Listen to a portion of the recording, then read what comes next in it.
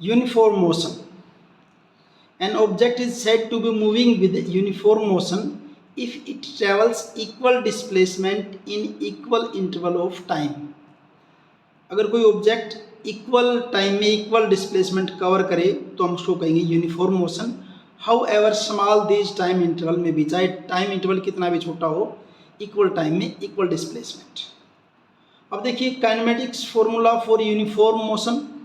Velocity, velocity किसके equal होता है आपका, displacement bye time taken. Velocity के लिए v लिखा, displacement s divide by time. अगर इसी को आप इन टर्म्स ऑफ पोजीशन लिखें, सपोज कीजिए at time t1 position is x1, at time t2 position is x2, then x2 minus x1 divide by t2 minus t1, cross multiply करेंगे तो x2 minus x1 is equal to v into t2 minus t1. अब है आपका non uniform motion. Non uniform motion, a body is said to be moving with non uniform motion. Body को आप non uniform motion में मानेंगे कब, if its velocity changes with time. अगर इसकी वेलोसिटी टाइम के साथ कंटिन्यू चेंज हो रही है तब आपका क्या हो जाएगा, non uniform motion. Example, any vehicle moving on A crowded road. Crowded road पे जब कोई व्हीकल चल रहा होता है तब उसकी मोशन क्या होती है, नॉन यूनिफॉर्म होती है. Now acceleration, the rate of change of velocity of an object with time is called its acceleration. Velocity का टाइम के साथ चेंज होना क्या होता है आपका, acceleration. Acceleration is equal to change in velocity divide by time taken.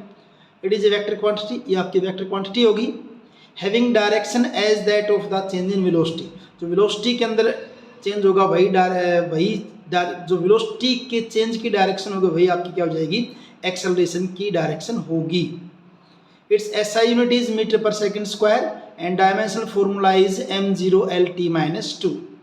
उसके बाद आपका types of acceleration.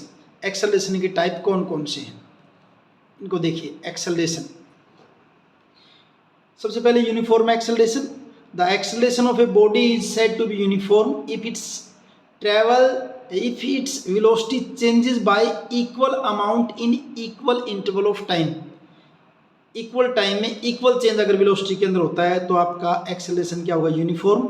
How ever small this time interval may be. Variable acceleration, नाम से पता चल रहा है, the acceleration of a body is said to be variable acceleration if its velocity changes by unequal amount in equal interval of time. Now average acceleration देखिए क्या है. Average acceleration, average acceleration for an object moving with variable velocity. कोई object जिसकी velocity variable है, average acceleration is defined as the ratio of the total change in velocity of the object to the total time interval taken.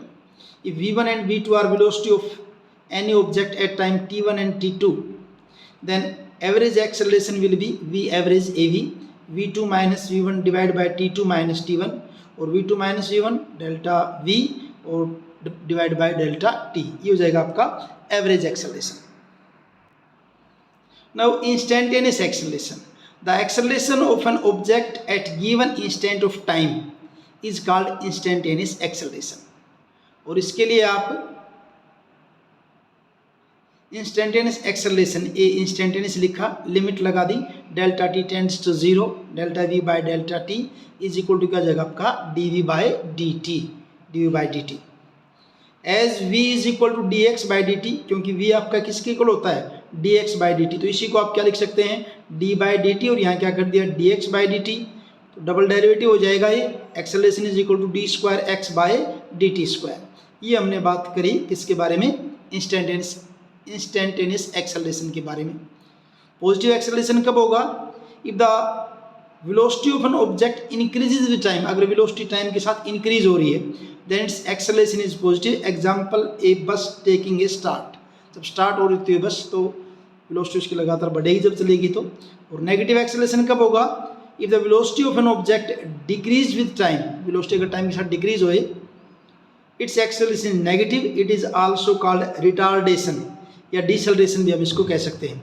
Example, बस while taking a break. बस के अंदर जब break लगा रहे हो तो तब उसके अंदर क्या होगा आपका नेगेटिव एक्सेलरेशन होगा, या रिटार्डेशन कहें या डिसेलरेशन कहें.